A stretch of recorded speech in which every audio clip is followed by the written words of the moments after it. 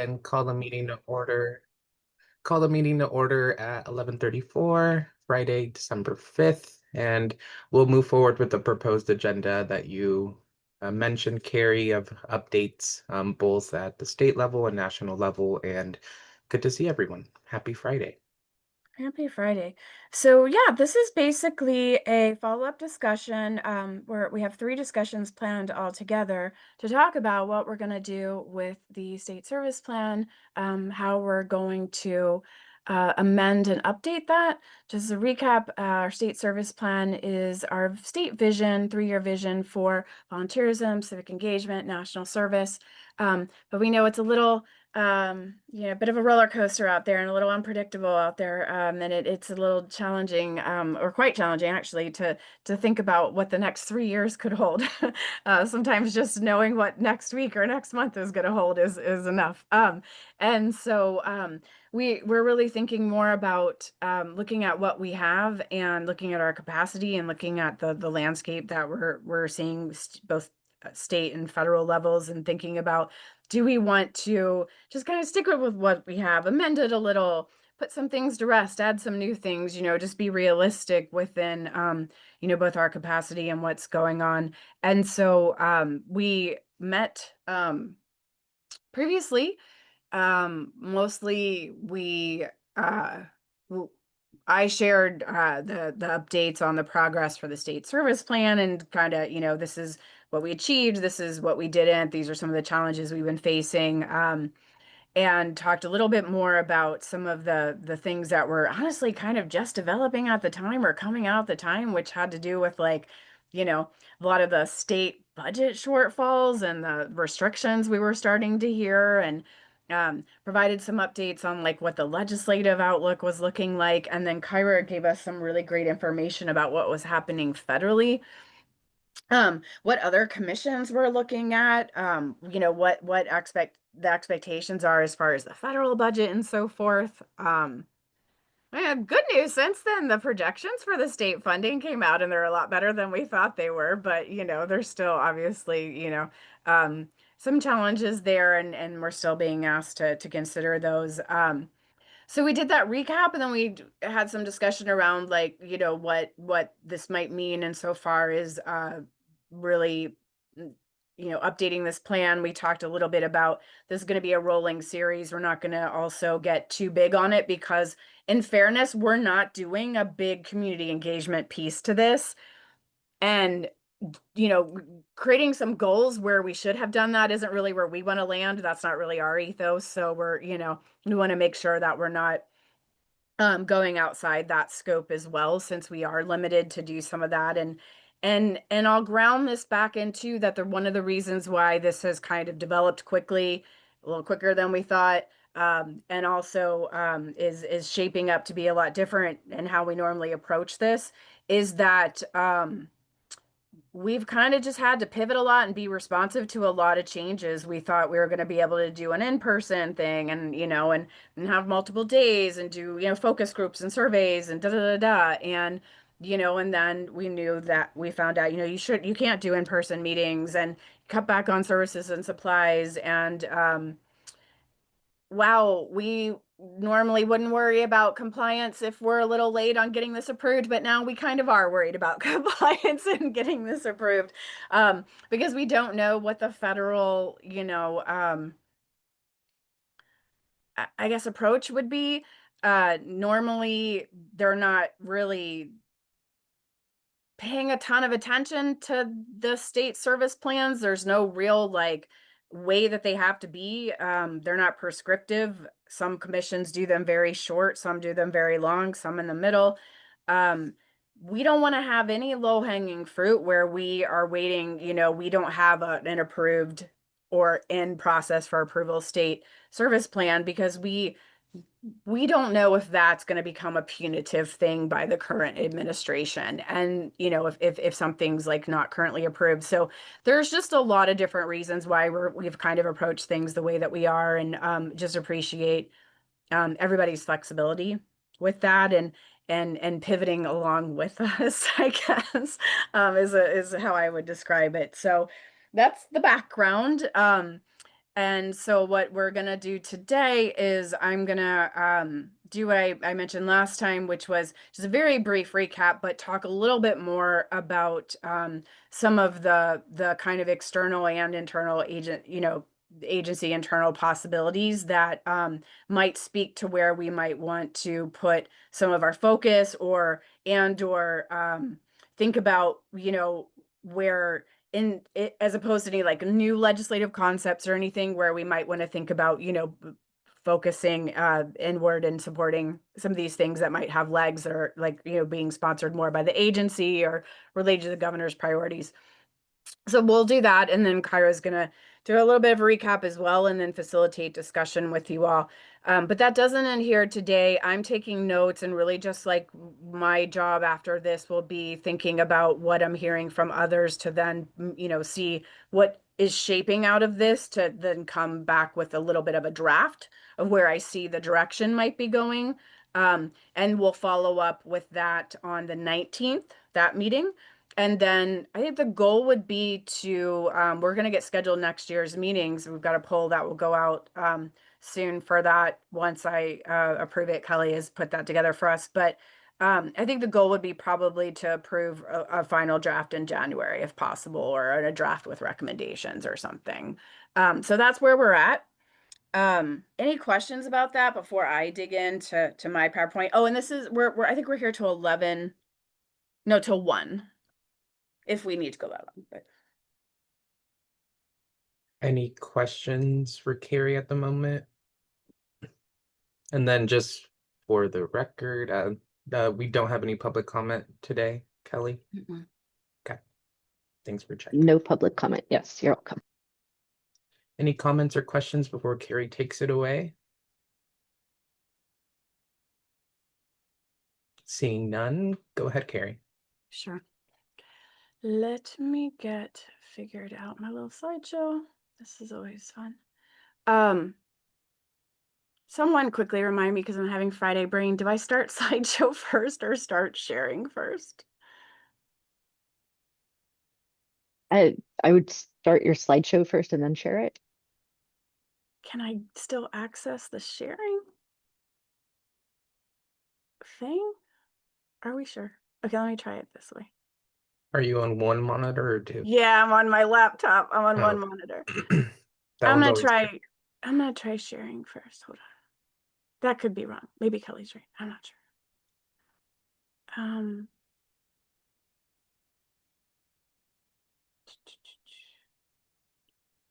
Okay. Are you just seeing the slide or do you see yourself too? Just the slideshow. You're Okay. good, Carrie. You're good That's to good. go. Oh, wow. Okay. Somebody, I need to put that on a post-it. It's that simple.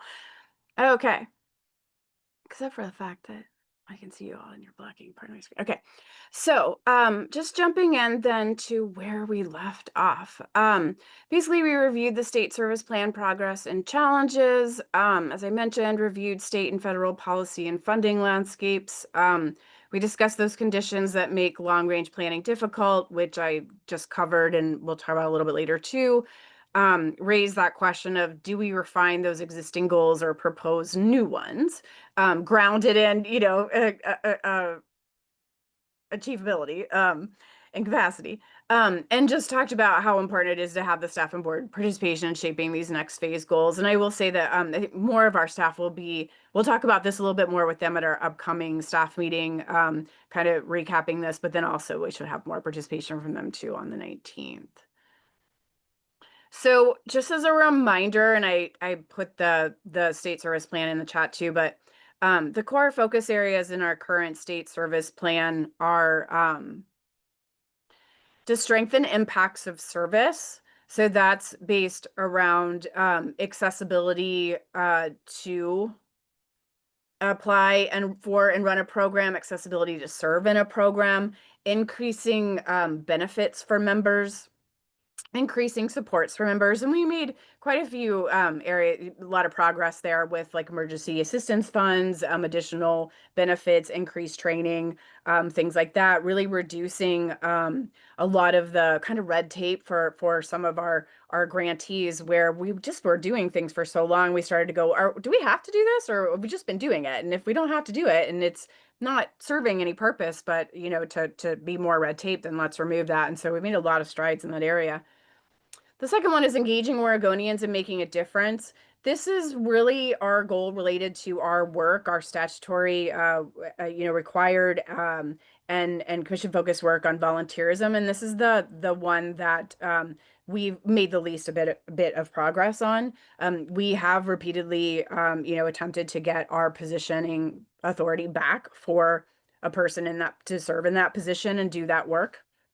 This is where our civic engagement uh work lives. This is where our governor's volunteer awards lives. This is where all the training for volunteer managers and volunteerism lives, the policy development for volunteerism, which people might say, what kind of policy would the state be involved in for that? That has to do with liability, with responding to disaster. It has to do with various ways that we could grant make and support standardized training to essentially increase community capacity of communities across the state. Um, this is also where there's some overlap with our number 3, which is foster ready and resilient communities. That's our emergency response one. That was a real like takes two, like one step forward, two steps back situation for us. Um, we were able to use ARPA funds to have a dedicated position for a couple of years. They were able to do some community trainings and launch the Oregon Volunteers in Disaster database, which we still own and have and is running, but we're not able to do a lot of focused, expansion on it or growth for it because once ARPA ended, we were not able to get that position back through state funding. But the database is a great resource. There are lots using it. It's a free statewide database for volunteer managers and volunteers alike to connect and train and plan and be ready in the event of a disaster. Position the commission as a leader in service. This is where we have our goals related to just elevating knowledge and awareness of us as a commission, really being able to increase our efforts at establishing innovative programming, at having more connections and visibility with public officials and elected officials. We actually made a lot of stride in those areas. We had a lot of communication there. We're a lot more on people's radar in that way. We've had a lot of great site visits from elected officials and so forth. But we have some more places where we weren't really able to, again, increase our capacity and reach some of our goals. And then the last one is increased service involvement of older adults. That is actually a state service plan requirement that every commission in their state service plan does have a senior service focused goal. For us, we didn't have strong relationships with a lot of the AmeriCorps seniors programs due to a switch with long-term director of the commission, and then when I came on, then overseeing all the different transition between the state agency we were at to the governor's office to the hack. And so really where we wanted to focus our energy there was just reestablishing that relationship and that communication. And we made a lot of strides there. We have really done a lot to build that relationship. The Association for Senior Programs in Oregon has been very gracious, inviting me to speak at their meetings. We have had a lot of collaboration with how we kind of got through the recent federal actions. I spent a lot of time keeping up with what was going on with them so that I could pass on their impact stories to the governor's office and the attorney general when they were being impacted just like us by withheld federal funds and other things like that.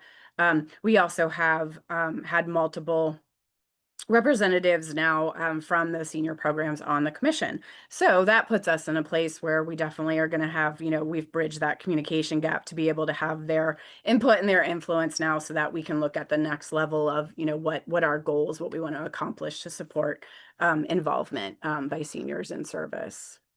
So that's just a general recap of the focus areas in our plan. Let me go forward. The progress and challenges also that I wanted to highlight were that we definitely, in addition to a lot of increased engagement and visibility, have done a lot of work to integrating DIA principles into what we do, into grant making, into how we hold meetings, into our processes and so forth. We also have increased our private fund and partnerships and private funding partnerships, and a lot of that is really an appreciation to ask as well for making those opportunities, all the work they've done to create those opportunities. We both have gotten a National Governors Association grant for service to career pathway work, and we received about $500,000 for establishment of youth mental health corps in Oregon. And so really great work there, a lot more collaboration. The statewide alignment has increased. Those are things, because of the fact that we've looked at ways to be in support of governor's priorities, one being the youth mental and behavioral health. We've also put a lot of focus on training and accessibility tools. We have really, I think, an acknowledgement of some of our capacity, taken advantage of opportunities that to pass on training and program development opportunities to our programs and members through opt-ins, like through cohorts that Ask is doing, or with other private consultants and so forth. So we've taken a lot of advantage of that. But again, we've had barriers. The limited staffing and capacity has kind of like been the ongoing thing this whole time, for sure. We're often in the room on national and statewide committees and work groups and get, developing ideas and developing models, but unable to implement them here because we don't have the staffing and the capacity, which is obviously frustrating for us. And we want to get past that at some point and look at some new ways to get past that. There is some constrained legislative authority. When I say that, what I tend to mean is that, what I do always mean is that, we're part of a state agency. There's a process where we submit our legislative concepts to our state agency higher ups. They that commission then votes on what HAC will sponsor. And if it's not sponsored by the HAC, then we would need to find other champions for it outside the agency. If it was sponsored by the HAC and it went through, but it wasn't approved in the governor's idea of, acceptable legislation to pursue, that puts a constraint on us because we are serving at the pleasure of the governor. And what that means is we can't go against the governor's wishes, easiest way to say it. People can do things as private citizens. Other sponsors, other legislative, champions can certainly do that work, but we're limited as far as leading that sort of thing. And so it does mean that it's just not as, it's not straightforward. It's not necessarily something that we can pursue. And so that is always interesting. We can get into more of that later, but that does mean that just because we think something's a good idea doesn't mean it's a straight path to promote that and whatnot. And then just some other things is just I just wanted to mention again, like capacity affects outreach or whatnot. Capacity affects kind of, implementing some of the things that are in statute that we're just not able to do right now. But we're making great strides. We just, there's sort of been some things that are been, pain points for a while now. So I do not have on screen if anybody has a question or anything like that. I'm not actually looking at the chat. Does anybody have a question before I keep going, or do I need to stop for anything? If you can just acknowledge out loud. I don't see anything in the chat. I do have a comment, but it's in the form of a question. But Sure. You can make I'm comments too. because I don't expect you to answer this. But I am curious on the pros and cons that other state commissions have when they are non-agency based. I think Texas is one of those examples where I think they're a nonprofit, if I'm not mistaken, right? Or something. I know that Yeah, that's Texas is a nonprofit, and then isn't Las Vegas also, or Nevada is also a nonprofit? There are 8 commissions that are nonprofits across the country. gotcha. And I know that they're non-agency based, so they're not placed in a government agency, but they are still, are they still then governor appointed state commissions, or because they're not a government agency, they are elected as a board, a nonprofit board? In most cases, there is one outlier, but in most cases, the appointments to the commission are still made by the governor's office. Gotcha. Yeah. They're not. I think it's just my brain thinking curiosities, but pros and cons of that, because I know that it comes with a balance. Yeah. And I'll just a quick comment on that. In I think that one of the challenges for the nonprofit commissions is that, you know, they do have more independence, which is probably viewed in many respects as could be a positive thing. But also too, for some of the nonprofit commissions, they don't get any access to any state resources to help support their operations. And so that's really problematic for them. So many of the nonprofit commissions do receive state funding in some way, shape, or form, but some of them don't. So that's kind of one of the, you know, pros and cons. And so certainly there were a few more nonprofit commissions previously, but a couple of them actually went into state government because they felt that that was a better alignment for them and also changed the fundraising burden that they had as an organization. Gotcha. Thanks for that info, Kyra. And I know that, I mean, we've had an ongoing conversation just as we've evolved as a commission. I think when I started, we were at a different agency, or we had just made that shift. So I know that we've kind of bounced around to kind of find our home. And um, I think we've had a lot of benefits from being in the HEC and in the workforce investment program. And I think also we find ourselves deep layered within a really big agency as well. So it's good to hear all this information as we kind of keep growing as a commission as well. But I don't see any other comments, questions. Oh yeah, go ahead, Kyra. I was just going to say, I mean, I think that one other note I'll just make is that for those commissions that are in state government, I think the experience of the commission, if they're part of the governor's or lieutenant governor's office, I mean, I know we don't have a lieutenant governor here in Oregon, and the classic as other states do, but versus being in another kind of state agency or department, like those experiences for the commission staff look quite different. And certainly the closer you are to the fire of the governor's office, lieutenant governor's office, there's often many more opportunities, but there's also a lot more risk as well. So it's kind of thinking about those pieces and what is that feels like the right balance for a commission, I think are important considerations. And obviously as well, some of those decisions are very political and sometimes not necessarily in the control of the commissioners themselves. Definitely. I know that it does rely on initiatives and priorities, and like you said, it is all political, but I think a really great conversation to just keep having and to keep hearing from the staff itself. I think like even Miranda, you shared like in your staff role, like these are conversations that you have like on the programmatic staff side, like how do we work together within the agency that we have, and is this working best for all those parties involved? So yeah, thank you for all that info. Back to you, Carrie. Sure. And one thing I would just like add on to that too is like what Kyra mentioned. I mean, a lot of times when we talk about like, oh, Colorado, California, da da da da, that are doing all of these like programs, and it seems like, you know, the path is rather clear for them. And, you know, it's like, yes, okay, it's because they're in a governor's office. And so they get a lot of that support of that funding. But like Kyra mentioned, I mean, you could have a complete like political party like turnover, you know, in your governor's office and have someone that comes in like maybe doesn't support what you're doing. So there is that risk, there is that potential for that to just, you know, to have a huge change, sweeping change there. But so everything kind of has its pros or cons.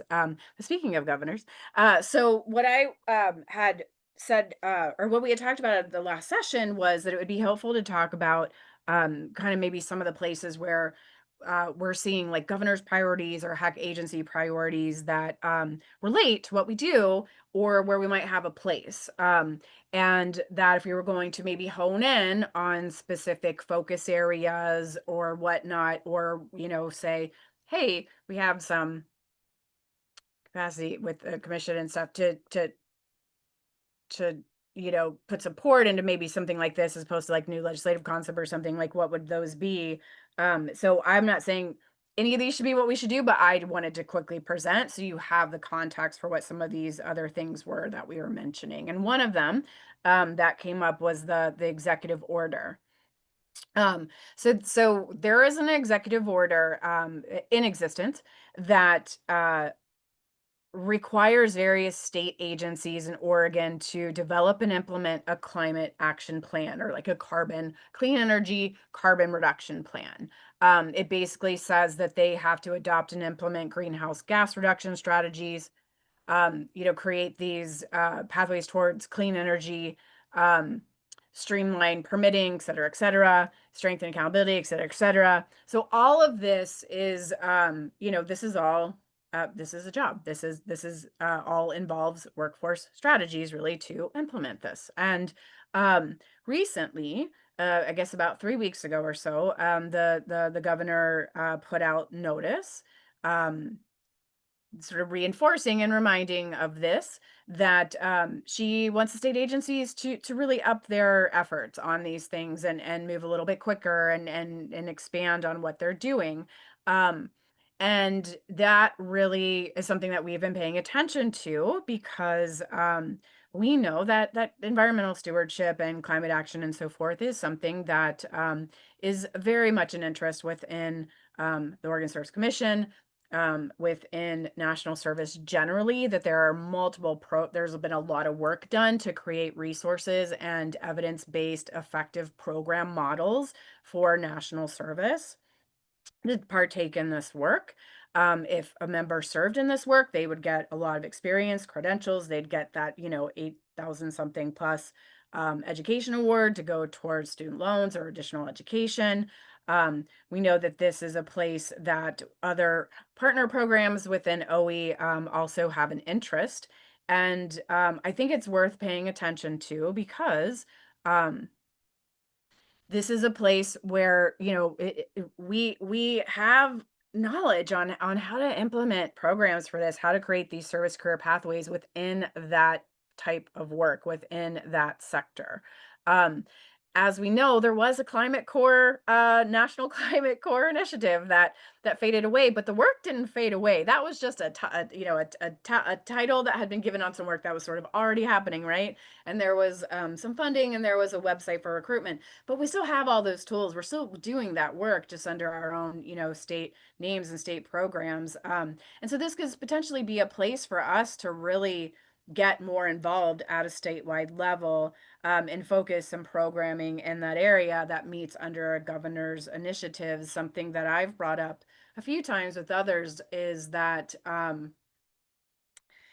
especially as the state is looking at, you know, budget cuts, and especially as the state is looking at hiring freezes, we know we can't supplant with AmeriCorps members, but there might be additional work, you know, work pathways that AmeriCorps could really increase agency capacity.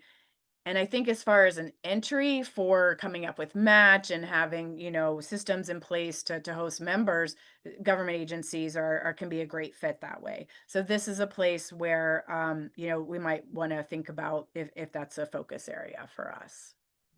I would just add, this is Dr. Nyworth over here.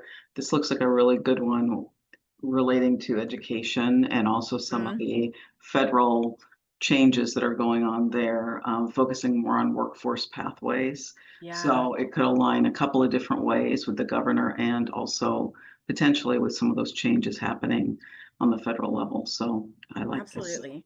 Yeah. Another one, this just actually came out last week. This was a late entry into my PowerPoint slides, but there was just a Oregon Prosperity Roadmap that was released by the governor.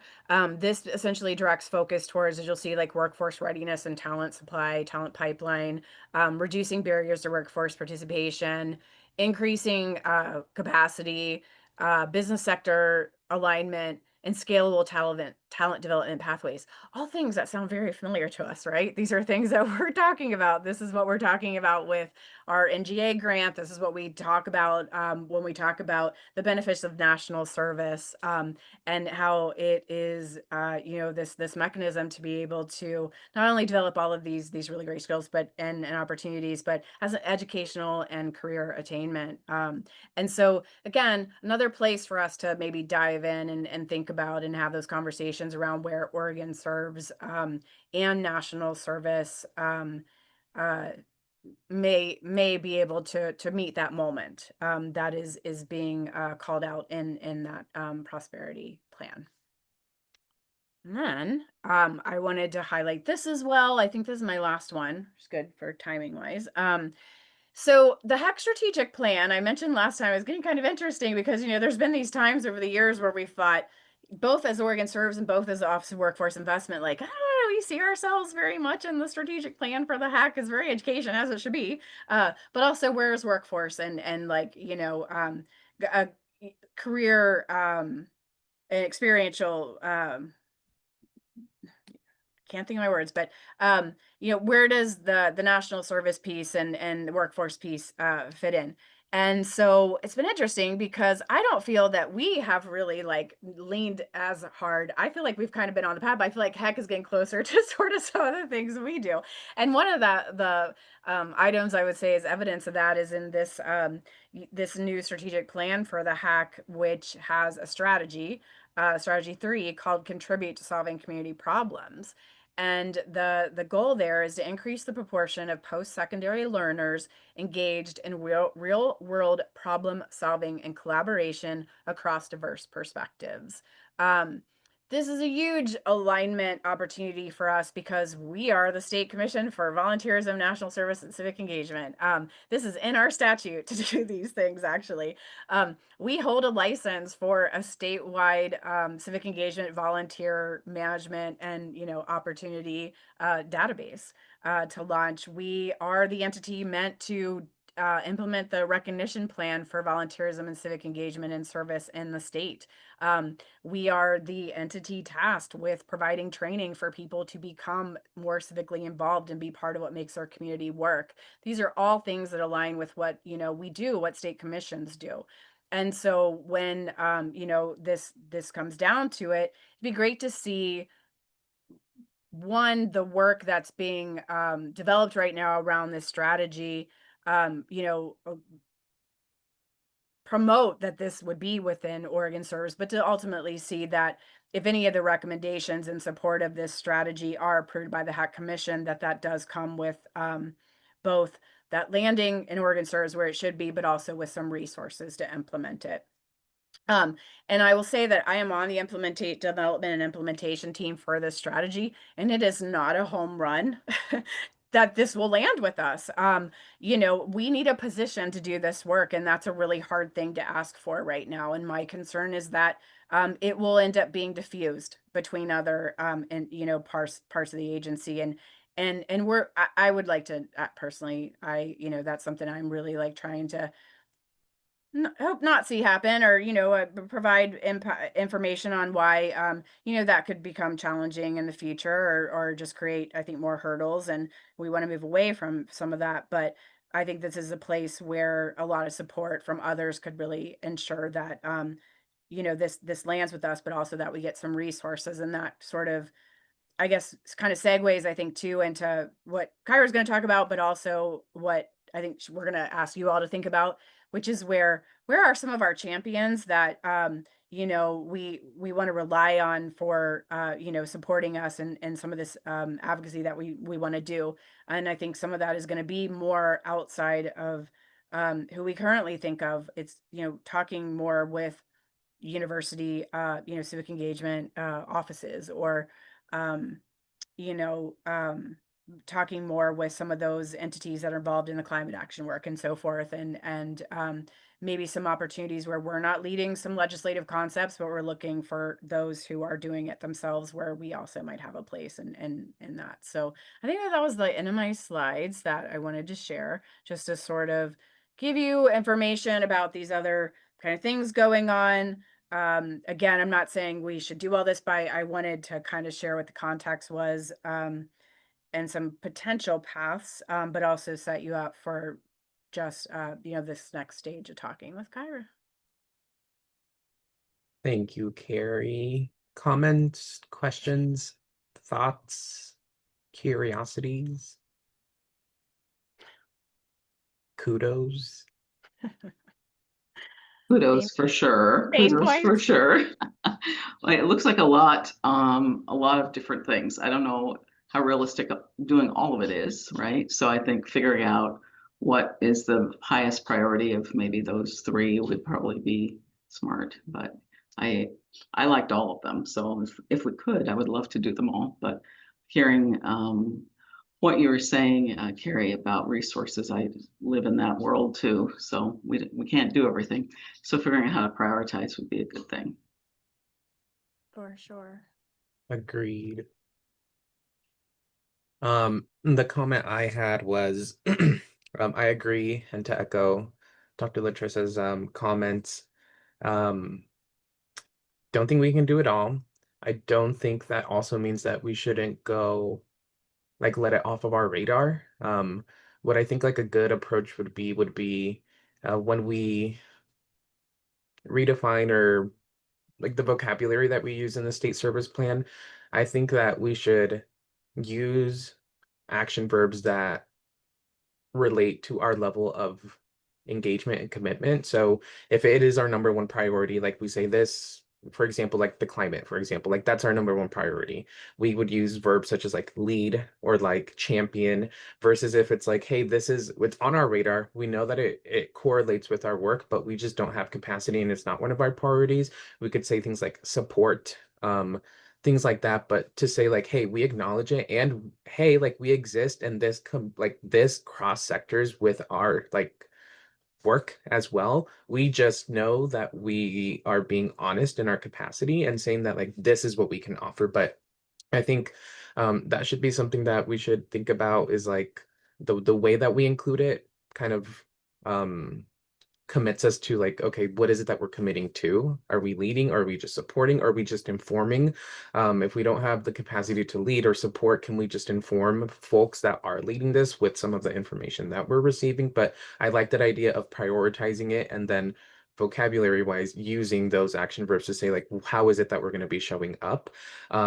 Because I really want to emphasize that one of those last points that you put on the HEC strategic plan, Carrie, in bold, where, I mean, I have a question for you, which is like, was OregonServes mentioned by name in the strategic plan at all, slash like in that strategy, which is unfortunate to hear because we're literally a part of their agency. And it's to say like, hey, this is our strategy. We're like the tool. And the us folks here on the commission who know the work so well know that that's like the given, right? Like here's a tool, let's sharpen this tool so we can like meet these goals that we have using this strategy. So it's unfortunate to hear that that's not the approach HEC is taking. I do think there's still way to collaborate and work together so that we can kind of get there. And I will also admit that um we're a small commission, we have a small staff, and there's plenty of work to go around. So it's not also like this or that. Like we're not monopolizing and we're not saying like, hey, like we have to be in everything. And we also don't want to be excluded like entirely. But to say like, hey, keep us in mind as a partner because we literally work within your agency promoting these strategies that you're hoping to like increase. So like help us increase that. And in turn, we're helping you meet your strategic goals as well.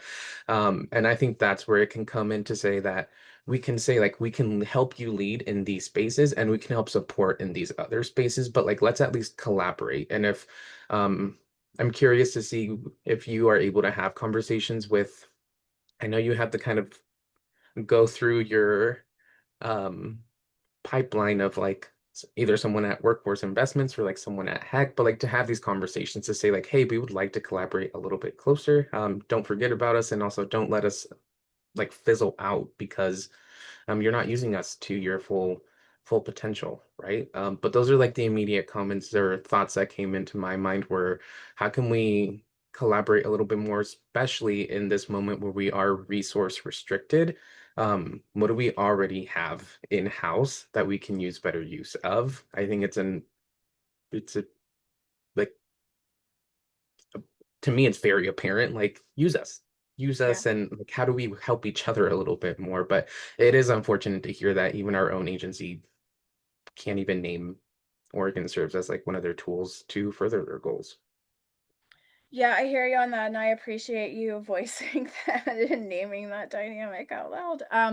It is interesting. I think that it's a continued um uh, body of work to educate within the hack of what we do. I think OE programs would say the same thing. I think other programs in the hack would say the same thing. I think it's an ongoing issue that was also impact. One of the reasons we all moved into this building that we moved into was to all be in the same place and like figure out who we were, right? Because the hack is an umbrella of like a bunch of things that were brought together, right? And and we still aren't really fully together, and there's still a lot of like breaking down silos and learning what each other does and figuring out what each other does. I'm very obnoxious and loud about it as much as possible, but I will say that I appreciated that very quite a few people are like, oh, you need Carrie then, like on that team, that was very much noted, and I think we're making some strides there. But I do appreciate you saying that, and I do want to just before go, since you just have that 45 minutes left for Kyra, I do want to say, like, we very much can shrink this state service plan down. We can have 2 goals, we can have 3 goals, we can have just a couple of goals under those 3 strategies, where I'm mixing my words right now, but we can have a strategy be a goal of just have more visibility within the hack and have goals related to that. I mean, we can change this and have any sort of transitional goal like that we need. So I just want to say that, and make sure that people know, we don't have to say a goal starting out for what is essentially a 1-year addendum. These huge external like metrics. So just, if what comes out of this conversation is this is a problem area, we can build goals around that. We can build strategies and outcomes around that is appropriate for this conversation. So I just wanted to say that and acknowledge that.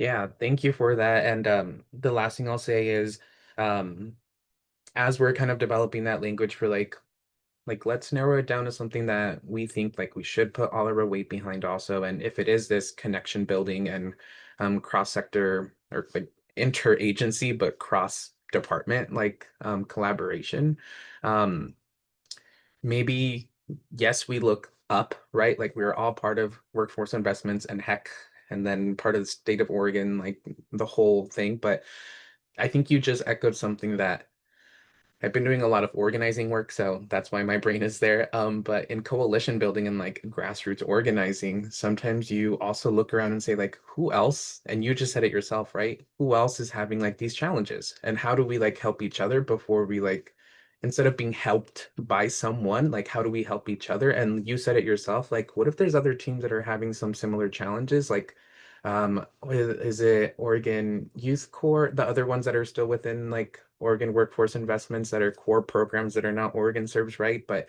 like what if we start the conversation there, right? And it's like, hey, how do we help each other out? Because this is a challenge we're having. Do you have anything similar? How do we help each other out before we go on and tackle the big agency, right? We can also start having conversation at like the ground level, which is similar commissions and or sub agency like commissions or departments that might have some similar challenges. But thank you so much for that, Carrie, because I think it really grounds us on achievability. I think you used that word at the beginning, right? Because I know lots of ideas come from this group, but it's to say, like, what can we do now? And what can we put in the parking lot for development for later? But really like that you set it up this way. And anyone have any other comments or questions before we open the floor to Kyra to give us some cool updates? See. I just Oh, go want to ahead. say thank you too. And, to echo what Dr. Nyworth said earlier, civic engagement is another one of the federal priorities within the U.S. Department of Education. So I think that definitely works in our favor too. So see where that goes. Anyway, thanks. Thank you.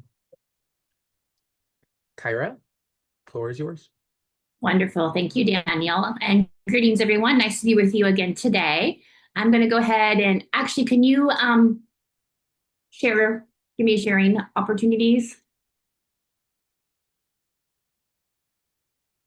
And just I do have a short time check. We have just 41 minutes and Kyra is going to give updates, but a little bit of a small recap, but also like facilitate discussion. So we'll just want to make sure we pay attention to time so we get the most out of that.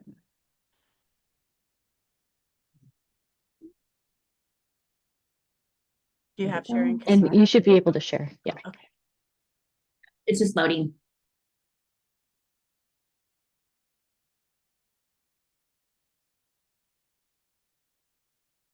My computer's being a little, oh.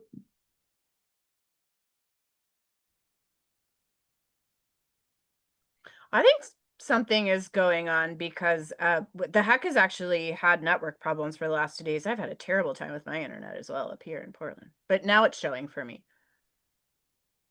Great. It's not like the full slide. It's like with the, it's not the slideshow, but it's the slide. It's just a second here. You may have to do this a different way.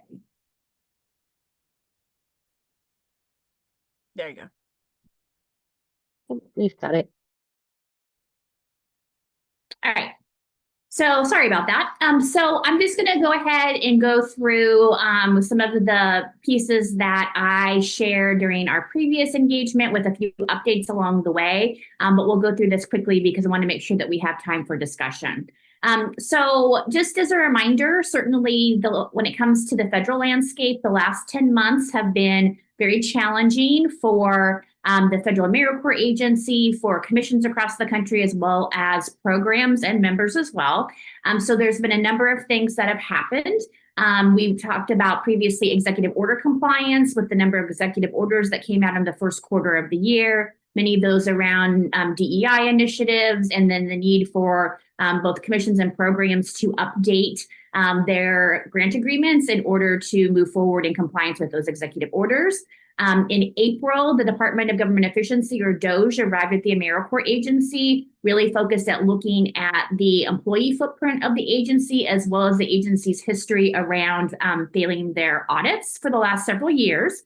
As a result of some of those conversations with the DOGE, there was a major agency staff reduction. The agency went from about 700 individuals before DOGE's arrival in April down to about 120 for a great period of time. So certainly had a lot of capacity issues there at the AmeriCorps agency. Then at the end of April, we had a series of grant terminations, a series of lawsuits in which Oregon was part of the lawsuits, and then also a series of grant reinstatements, first for those commissions and their programs that were involved in the AG's lawsuits, but then also to later in the summer for all other commissions and their programs across the country. Following those reinstatements, then we were unfortunately dealing with the holding of grant funds. So a number of key grant programs, the funding for those were being held by the Office of Management and Budget. We were able to finally get all of that, all those funds released right before the Labor Day holiday. But there were about 6 weeks there that was a really challenging time. We weren't sure if those funds were going to be released. We also have seen the first round of agency appointments. So the first agency appointee is coming in as Chief of Staff. He started at the end of August. And then right before the Thanksgiving holiday, we actually have a second appointee who will be starting sometime, we believe, in December. We're still waiting for those details. He's going to be focused on strategic partnerships, which is typically an appointed position within the AmeriCorps agency. So that is consistent. And then obviously we've also been dealing with the government shutdown, the longest in federal history as well. So there's just been a lot that's happened over the past 10 months that's been really, really important, has really impacted the work of commissions and programs across the country. So just wanted to recap that because I think that's important context for all of you as you're thinking about what does 2026 look like for OregonServes. Also, when we were together last, I gave you an appropriations update. Things have changed a little bit on the appropriations front, not tons, but just want to kind of highlight a few things for you. So with the end of the government shutdown, most federal agencies are operating on a continuing resolution, or a CR, and that CR is running through January 30th of 2026. So again, as a reminder, the federal fiscal year runs October 1st through September 30th of each year. So we are getting towards the end of the first quarter of the federal fiscal year. For the AmeriCorps agency, there was a Senate mark as well as a House mark over the course of the summer. And our preferred mark is the Senate version, as essentially it provides flat funding for the AmeriCorps agency. There's a few reductions along the way, but the important part is all the programmatic dollars and the dollars for state service commissions for administrative purposes are flat funded in the Senate version. So that is definitely the version that we want to see. The issue now that we are done with the shutdown and back from the Thanksgiving holiday is that the Senate and the House have a difference in opinion, as they often do when it comes to appropriations, about how they would like to proceed between now and January 30th. So there are 12 appropriations bills each year. Several of them have already been passed.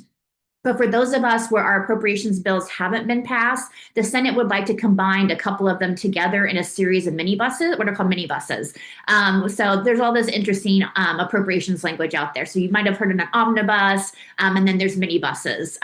So minibuses is usually when there's 2 to 3 of the appropriations bills are put together into one. There is talk, so the AmeriCorps agency budget is in the Labor, Health, and Human Services bill.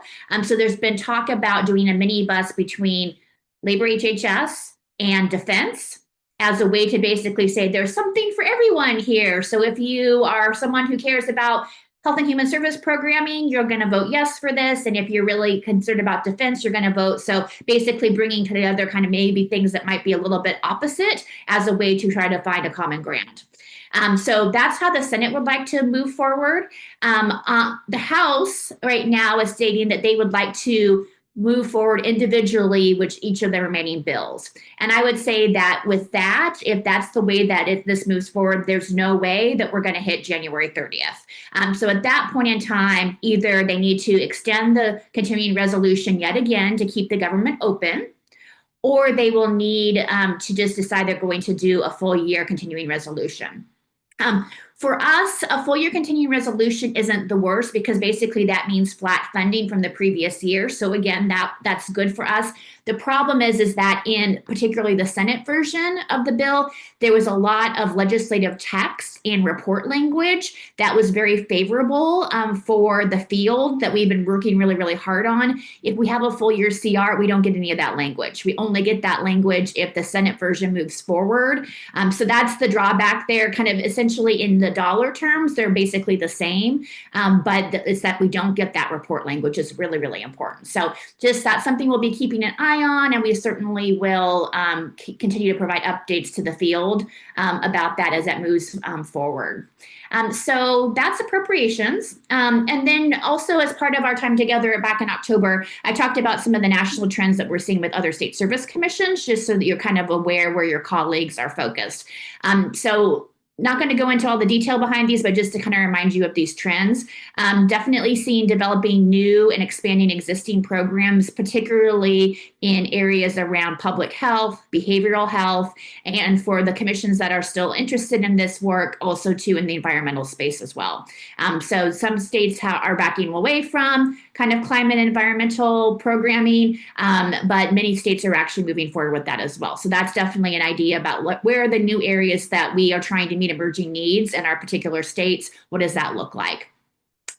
Increasing accessibility of service for members. So really trying to look at incentives for members to want to participate, and making sure that they are able to sustain themselves during their term of service. So looking at living allowances, looking at wraparound services, looking at member emergency assistance funds, member assistance program, all those types of things. Again, really trying to provide that support to members during their term of service to make this opportunity more accessible. Many commissions are focused on really thinking about how do we increase volunteer engagement in our state. So obviously AmeriCorps is an important part of a commission's role, but also too, how can we support a general increase in volunteer engagement in the state? We've talked about this a lot this morning, but again, this is a big trend line. I think it's going to be a big trend for the next 3 to 5 years in the service space, this idea of service to workforce pathways. So certainly Carrie mentioned the National Governors Association work that you all have been engaged in.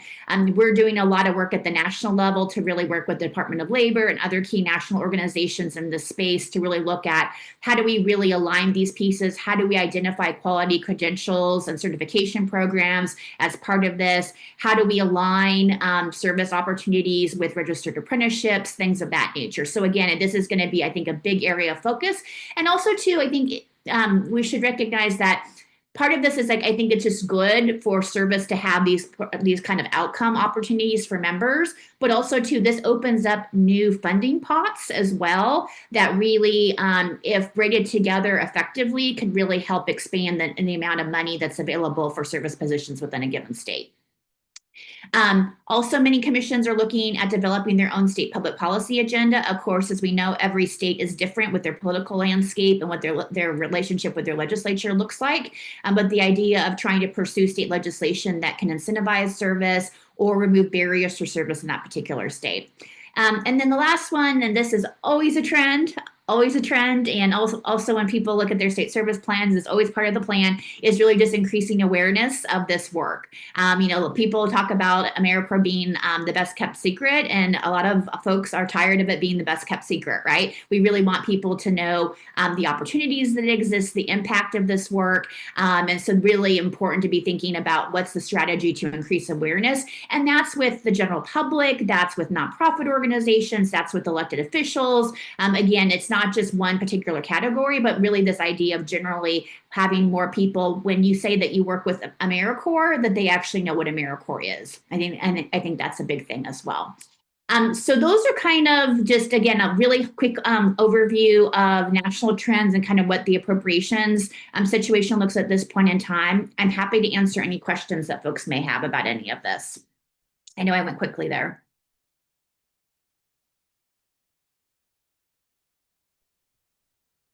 Thank you, Kyra. And no worries. I think it was a perfect speed and everything was nice and succinct. So it was a great update. Comments, questions, thank you for the update for sure.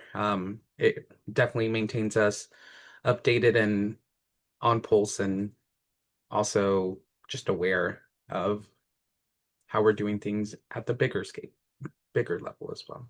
The one question I had for you, Kyra, remind me, what does your team look like now? What were the notable changes? Because I know that there were some changes, and I know that then has an effect on your capacity and work, but what were some of those notable changes? I'll let you answer before I make assumptions.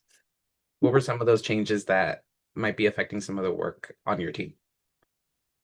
Yeah, so we did do some staff restructuring in August of this year. So we unfortunately did have to lay some staff off at Ask. So our staff footprint is now down to 4 staff members.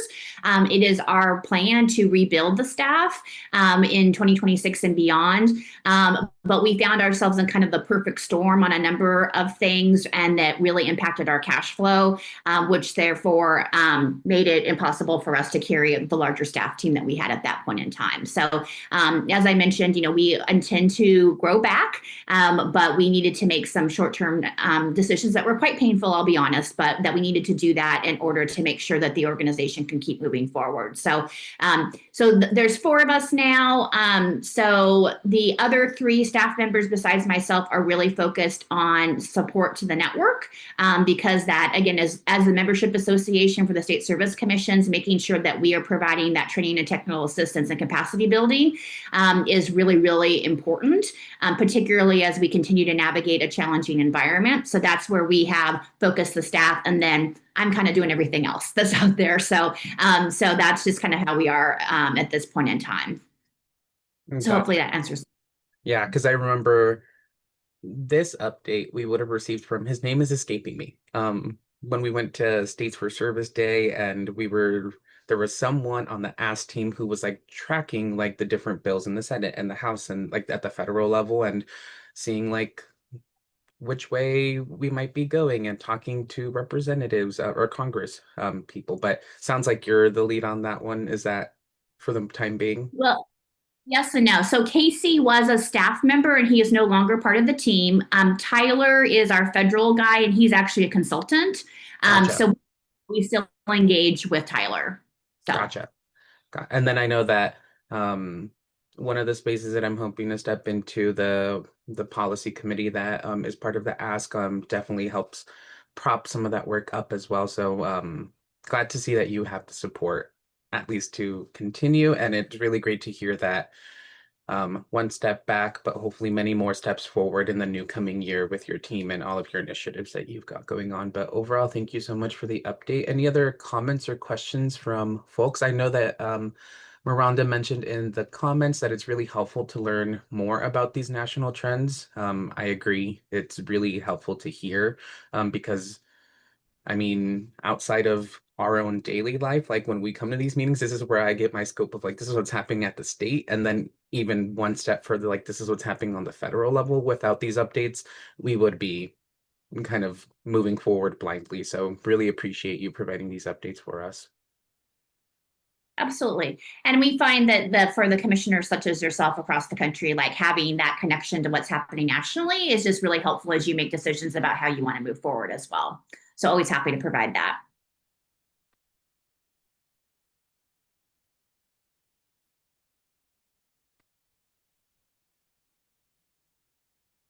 So if it's okay to move forward, I'm again happy to answer any other questions that folks might have. But okay, so Carrie and I put together some discussion questions that I think we kind of already a little bit hit some of this, but I think again, just now again, thinking about what Carrie shared with you, and then kind of again that additional layer of the national piece. Wanted to spend the rest of our time together, kind of talking through these questions and your impressions of them, and that will help, as Carrie mentioned, then kind of putting together some initial thoughts about what your one-year addendum to the state service plan could look like, and then moving forward as well. So, just one comment I will just say. So, many commissions across the country find themselves in the same situation that you are. And it's like you have a 3-year plan, it's kind of expiring. You're not quite ready yet to do another 3-year planning process. So you're going to extend the plan a year. That's actually a very, very common practice.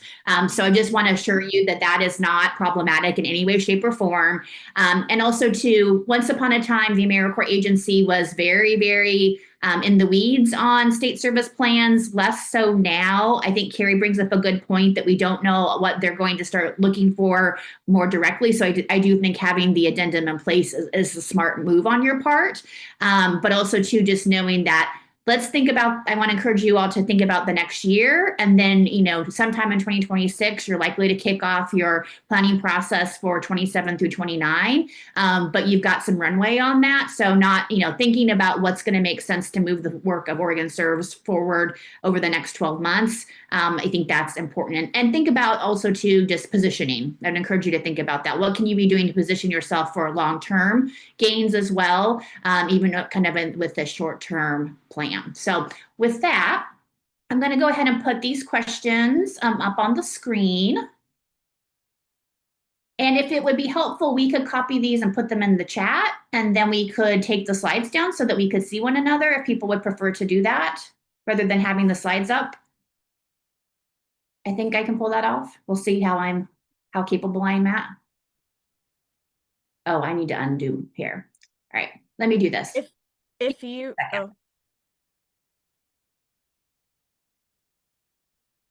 I can do it this way. Give me just a second, as long as my computer cooperates, which is not always a given. No worries. And then while you're doing that, Kyra, Carrie, can you remind, what does timeline look like now with this new, I wouldn't say new piece of information, but that reminder that you mentioned where let's get this in place before it counts against us, like the addendum? I mean, it's not, it's just that it's basically expiring like now at the end of this year. We should have had one this year. But I think if we're able to have something approved in the next couple of months, then when we do not know right now when the next like CSG or KIP Yeah. application is, but we know we switched to like that state timeline. So I would Okay. assume it's probably going to be around like April or May. So having something approved before that comes up that we have to turn in is like the timeline. And then as of right now, we only have about 25 minutes left to like have Okay. this conversation with Kyra. But we'll follow up on it too, like on the 19th. But yeah.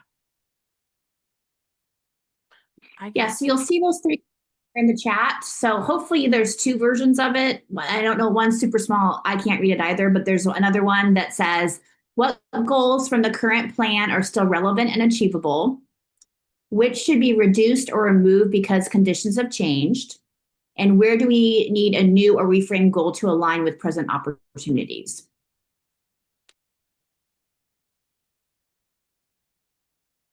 Can you all see those in the chat, or is it just the really small version? I'm gonna type them in actually right now.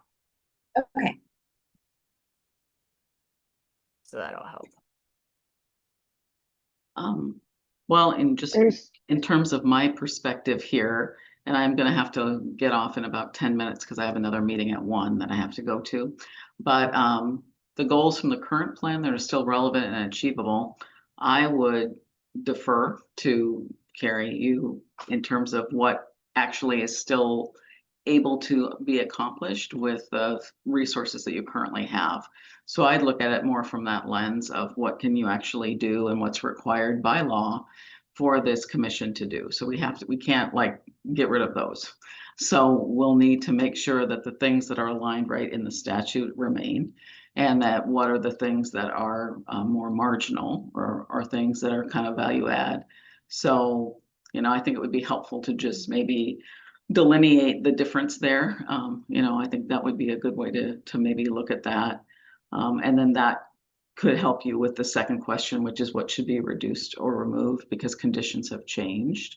So it sounds like you can't, there will be some things you can't remove.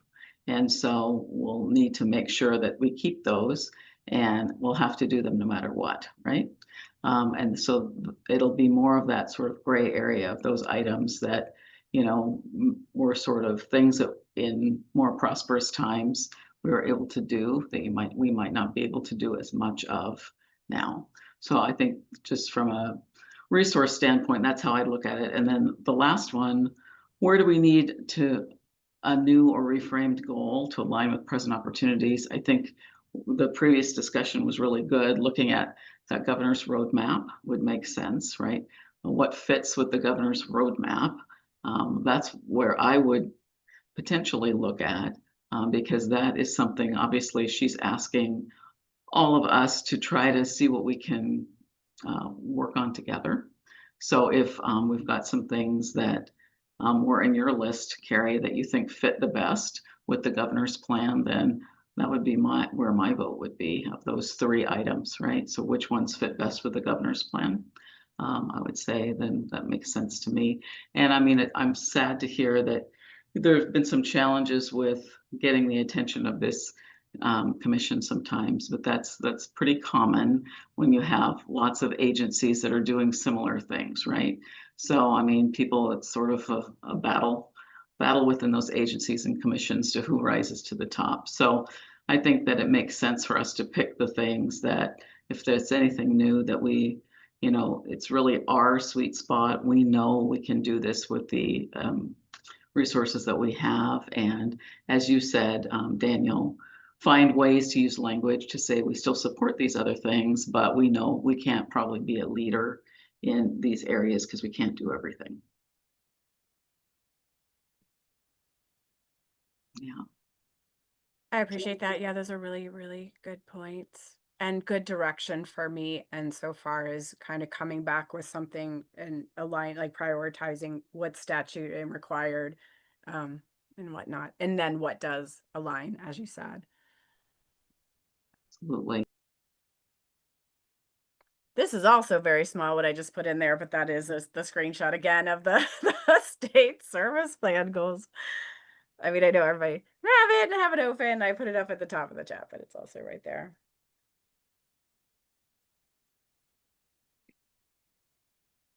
It's weird that it's not working not how that normally does today, but that's okay. We won't worry about that. So, Sierra, I saw that you came off mute. Yeah, I don't know if this is too granular for a state service plan, but in reflecting, I like what Daniel said earlier about intentionally using words to demonstrate our capacity and our priorities and goals, and thinking about how many of our current portfolio. I mentioned this at our something similar to our last meeting, but thinking about how many of our current portfolio are new, and wondering if there should be something in the service plan that just emphasizes supporting this new portfolio to ensure that we retain them as a program. What that looks like, I'm not sure, but that's what's in my head right now. Well, and Sierra, I think that that's an important point, because I was going to say, I mean, the training technical assistance necessary to a brand new program versus that for a veteran program that's been around for 20 plus years looks very, very different. And I'm going to bet on behalf of Carrie and the staff team, like that's going to take a lot more work than what they've done previously. And it's good work, right? But it is something that I think definitely factors into staff capacity for the course of 2026. Okay. So I didn't stop Carrie, but just on your behalf there, I wanted to.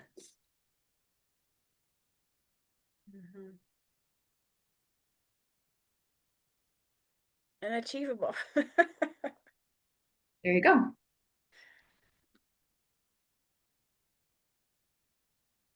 Other thoughts?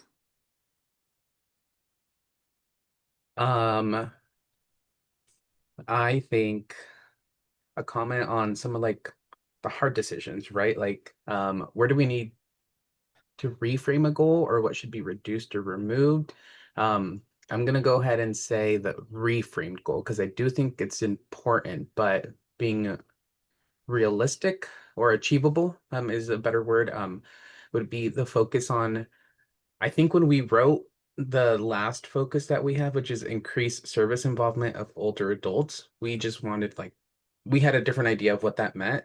Whereas right now we're like we need to like at least be able to fill all of the spots that we even have currently available. Like we're not in a growth mindset. Like we need to like be able to provide some sort of like level of sustainability. So I would be for reframing maybe the last goal and incorporating it within maybe another one, just knowing that within this next year that may not be as achievable with the challenges that we've had with even like filling the current like programs that we have under our portfolio.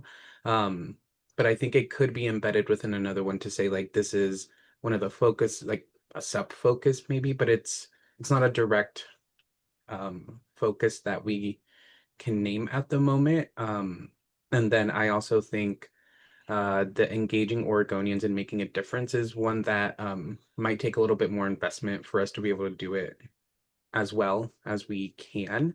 But I do think that one of the priorities that stuck out in the presentation that Kyra was mentioning was that like let's not keep AmeriCorps a secret anymore, and then from there maybe we can achieve some of the other ones this far. But in this next year, as we do this in addendum, I would be curious to see like I think the ones that stick out for me are foster ready and resilient communities, because that I think is very there's still a lot of work that we can align with that's currently happening, positioning ourselves as a leader in service to like remind folks like, hey, we exist, and also like we're a really great kept secret, but like we don't want to be secret anymore, and strengthening the impacts of service to kind of address, I think, what Sierra was mentioning about retention, so that we can provide a sustainable program amongst this world of chaos, and then embedding the engaging Oregonians in making a difference and increasing service involvement of older adults as ones that we reframe and or embed within some of the other goals. But those are just some of the immediate thoughts now, seeing all the ones, seeing the screenshot that you put, Carrie, and then the questions that are being presented. That's kind of where my mind's going, as well as how we can reorganize things a little bit.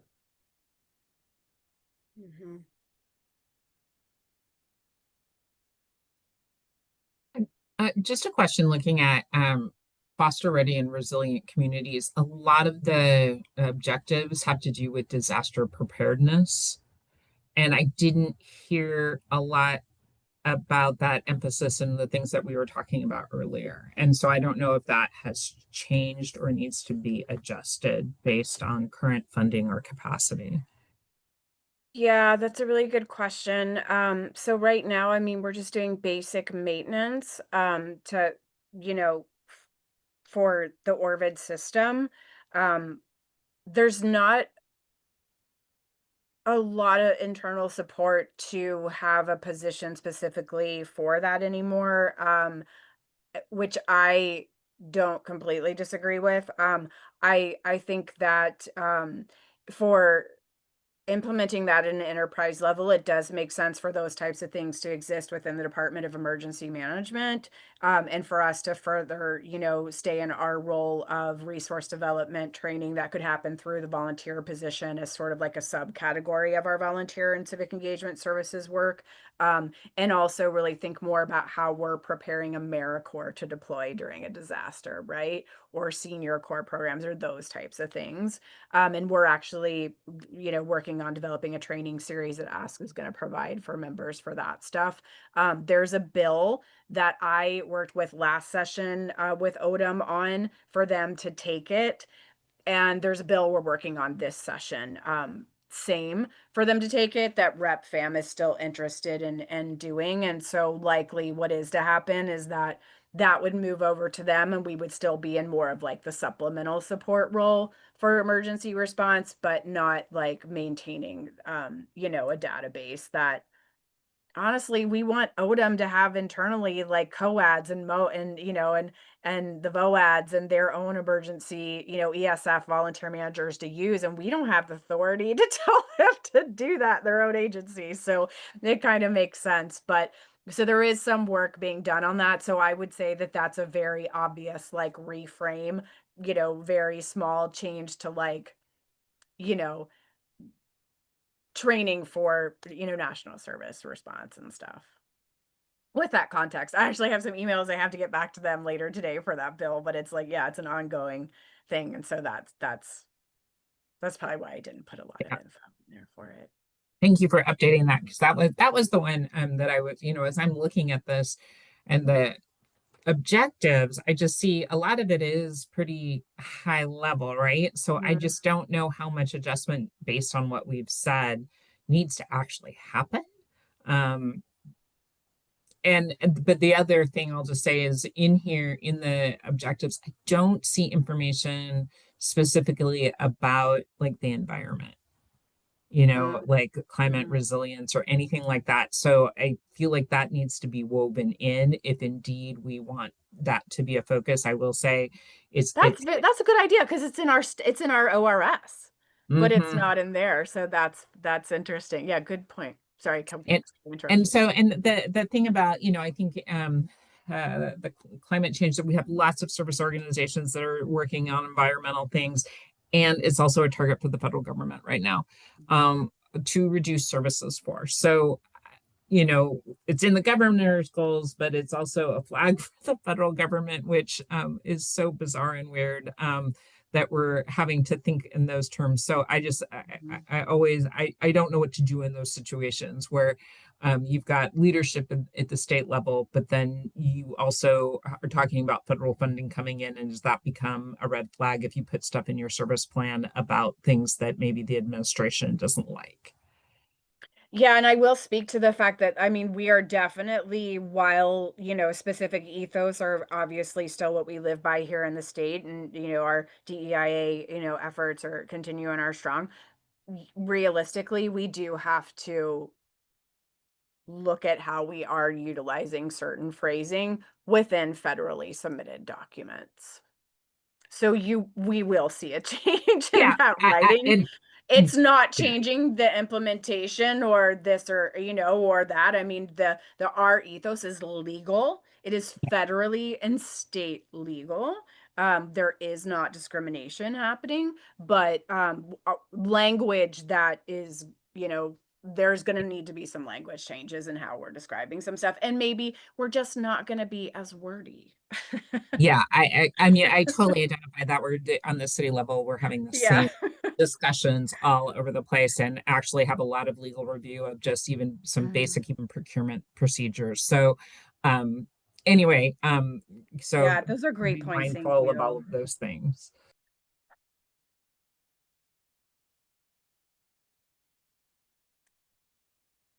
Hmm.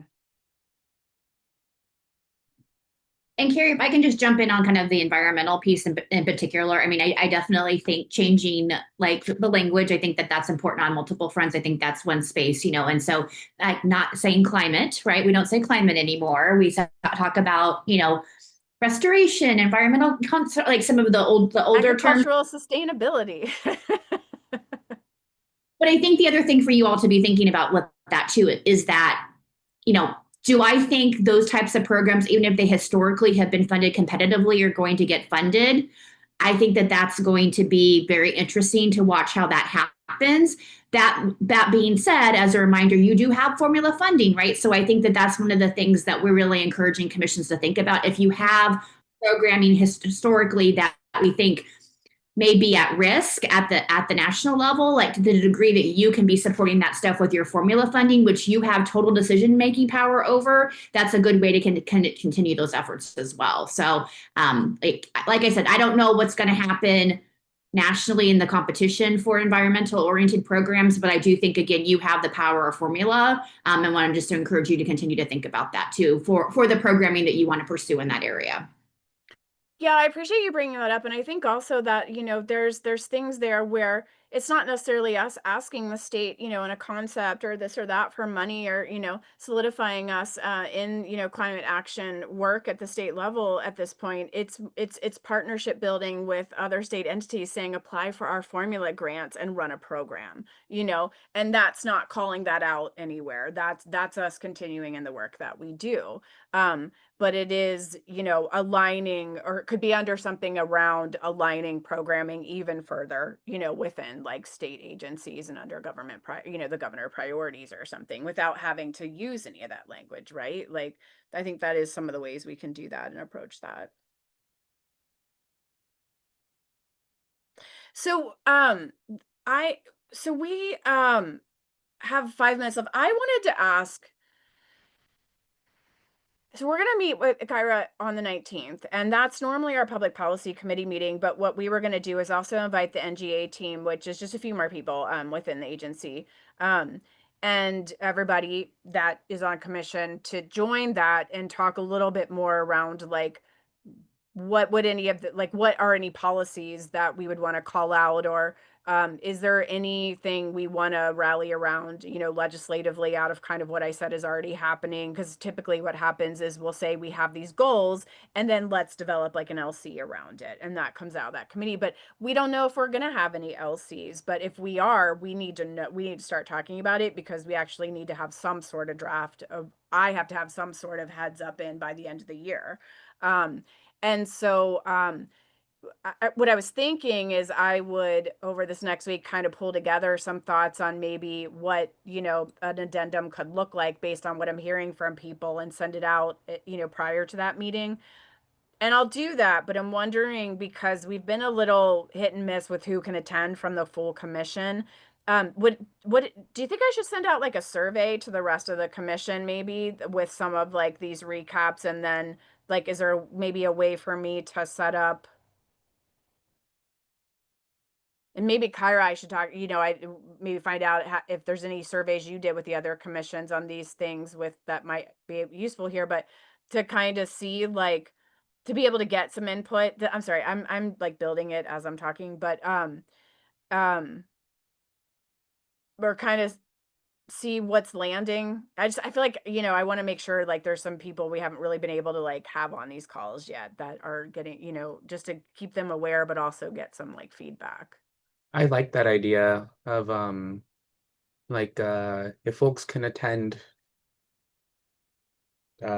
like in synchronous meetings, but then also like can do asynchronous work. Like if people can do Yeah. both, awesome. If people can do one or the other, at least they're engaged in a level of capacity.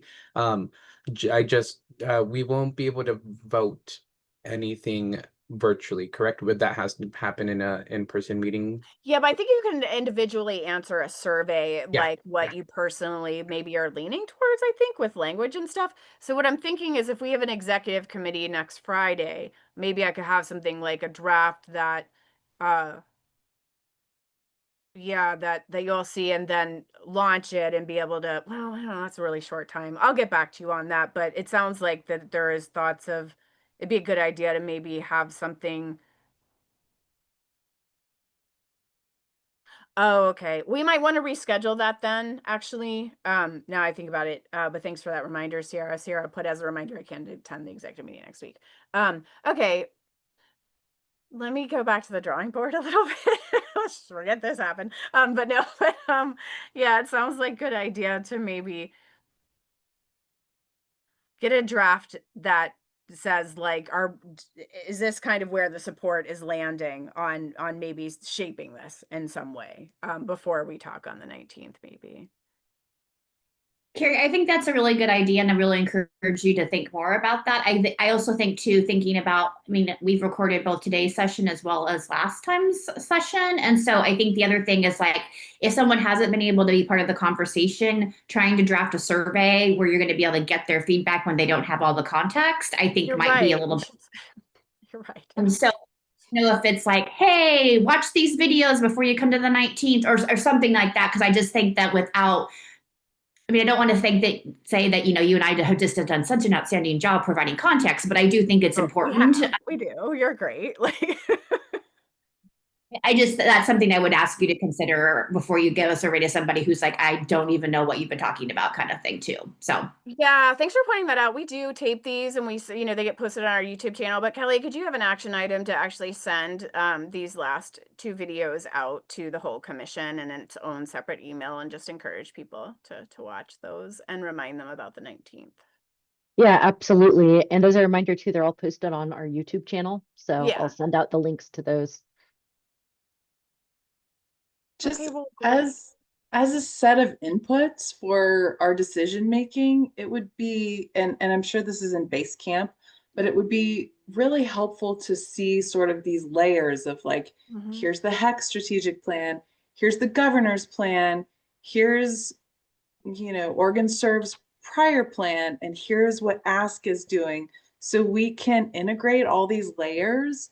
I think that would help us take the tidbits of what we've been discussing in the last several meetings and, figure out where our priorities overlap with the state, the feds, and HEC, just so we can align everything, and that will help leverage resources, it'll help build partnerships, and it'll help with funding. That's great. We can do some sort of mapping like that. Yeah, I can post all those and then do a little bit of mapping like that. That's great. Yeah. Thanks for pointing that out, Susan. Okay. There's Well, also thank you one for your more. time as usual, Kyra. There's, yes, thank you, Kai. There's one more comment. I don't want you to miss it, but the transcript for folks who prefer to browse text could also be an option, Carrie, but I like the idea of YouTube as well, kind of give people an option to choose the two. I know that I sometimes watch recording of meetings like on 2x speed while I'm driving, and it's like I'm listening to a podcast. So whatever I works for know. people, let's Same. give it, let's share it all with them. But yes, Kyra, thank you so much for coming and keeping us very, very informed. Thank you to the OregonServes team. Thank you to all the commissioners. I think we are good to go, and thanks for sticking around a little bit longer, but we can call the meeting to a close, and then Carrie will reach back out over executive session, but our next full commission meeting is on the 18th, did you say? Kelly, what is the next? Oh, No, the I public don't think we policy. have it scheduled yet for January. That's No. something I was going to talk about the exec committee meeting too, but I Okay. need to get that all Yeah. rescheduled. Public policy meeting that you're referring to. Yeah. That's open That's to the everybody. one. Okay. Yeah, Is it and on the anyone's welcome to join that, and then the executive committee will meet to kind of plan for our next full commission meeting. But thank you all so much. We'll call the meeting to a close at 1:02. Have a great weekend, y'all.